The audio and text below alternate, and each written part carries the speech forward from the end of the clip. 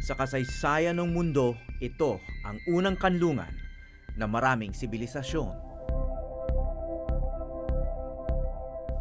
Ang tubig.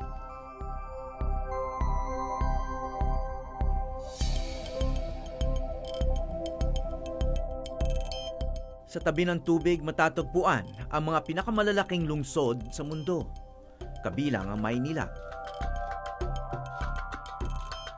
Ito ang mga ugat na nag-uugnay sa tao at sa kalakaran. Ngunit sa mga ugat ng Lagusan nagsitayuan ang mga tirahan. Nabara at napuno ang ugat sa dami ng mga nais makipagsapalaran sa lungsod.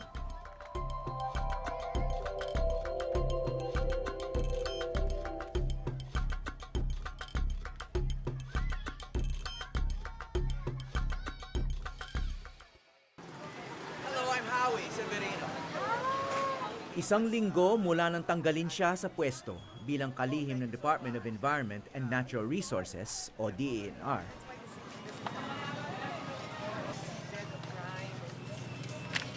Dinalo ni Gina Lopez ang isa sa kanyang matagal ng proyekto, ang mga estero ng Maynila. Naabutan ko siya sa estero ni Magdalena sa Tondo. So ito yung ginagawa nyo before DNR?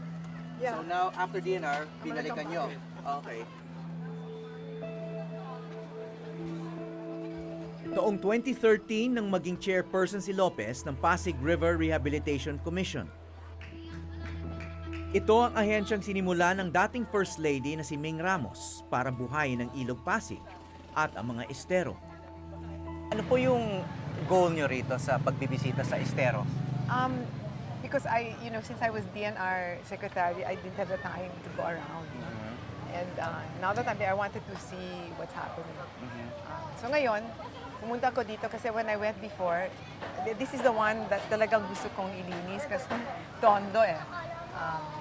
Noon, literary capital, cultural capital. This was the Makati ng Pilipinas dati. And look at it now.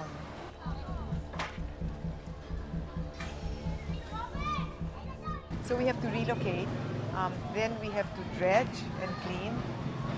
And then yung major problem is yung sewage dito pumapasok. The sewage of Manila, it's a structural problem, goes to the estero.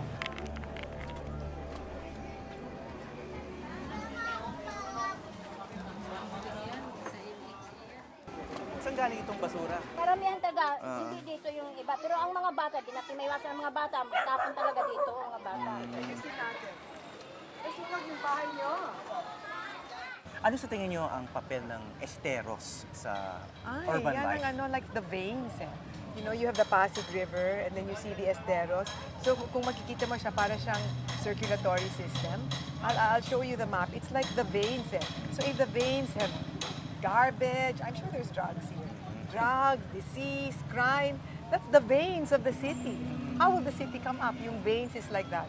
I really feel that if we clean the esteros and then it will create economic well-being, aangat ang ekonomiya ng buong lungsod, everyone will come up, then things will come up. It will never come up if people live like this.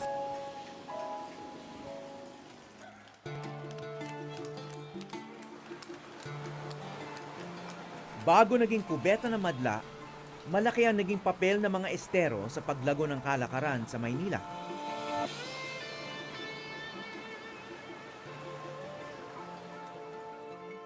Gaya ng estero rito sa Binondo, ang pinakamatanda raw na Chinatown sa buong mundo. It's the trading center of Manila. And remember, a large part of the trading center is the water. So kung wala ito, walang Binondo. Oo. Wala rin itong Chinatown. Wala rin Chinatown. Bakit? Ano ba dati ang ano? Bakit itong part na to yung naging Binondo? It was actually... Bakit itong estero na to? So, basically, Binondo before was an island. They called it before Isla de Binundok. You know? And so, it was an island. So, can you imagine if it was an island? It was really crisscrossed by waterways.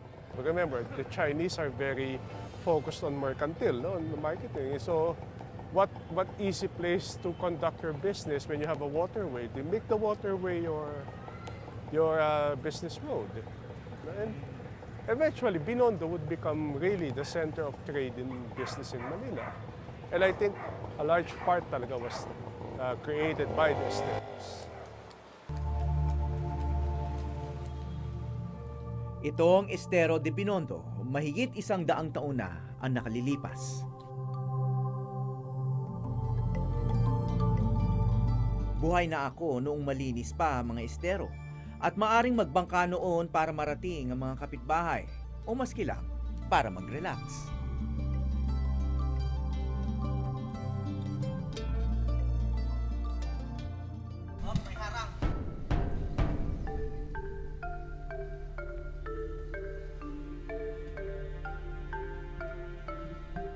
Ngayon tila buwis buhay na ang mamangka sa toxic na Estero de Binondo.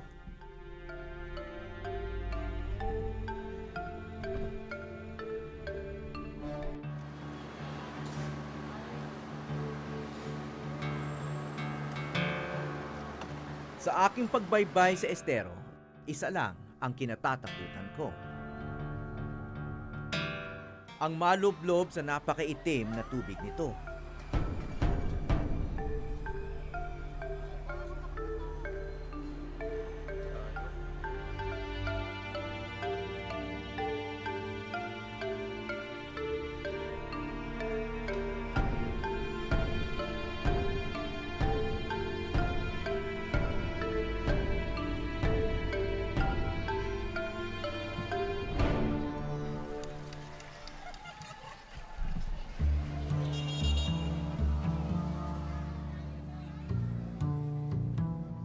Ngunit hindi naging hadlang ang dumi at baho ng Estero para magtayo ng mga restaurant sa paligid nito.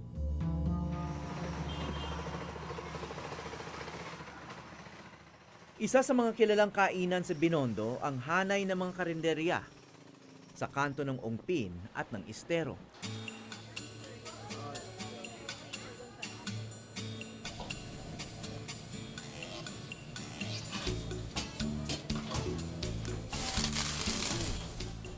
Kaya kapag sinabi ng mga foodie, kain tayo sa Estero, ito ang tinutukoy nila.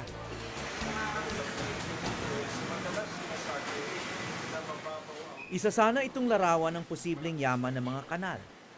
Maaari itong gawing pasyalan, gimikan, tulad sa ibang bansa. Hindi basurahan katulad dito sa atin. Ayon sa historiador na si Victor Torres, dekada 70 lang nagkaroon ng mga kainan dito. Siguro sinundan din nila yung nangyayari doon sa ibang bansa, sa Hong Kong, doon sa ano na pwede ka kumain sa tabing ilog, no? Eh dito naman, imposible makakakain ka sa gilid ng Pasig, no? Kumbaga, the Estero ay hindi pa ipinag-iisipang lugar ng kainan. Ito'y tanggap na ng mga tao na lugar ng bagsakan ng mga produkto. Kasi kada biyahe ng mga bangka sa Estero, ang halos na katabi ng mga Estero ay mga pabrika. Kung hindi pabrika, mga warehouse. Ang pinakaugat ng mga malalaking estero sa Maynila ang Ilog Pasig.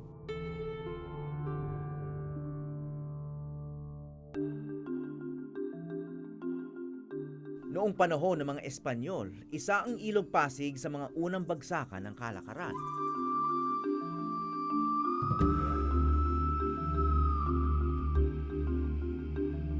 Noong panahon naman ng mga Amerikano, ang mga estero ay naging bahagi ng isang malawakang plano para pagandahin ang Maynila.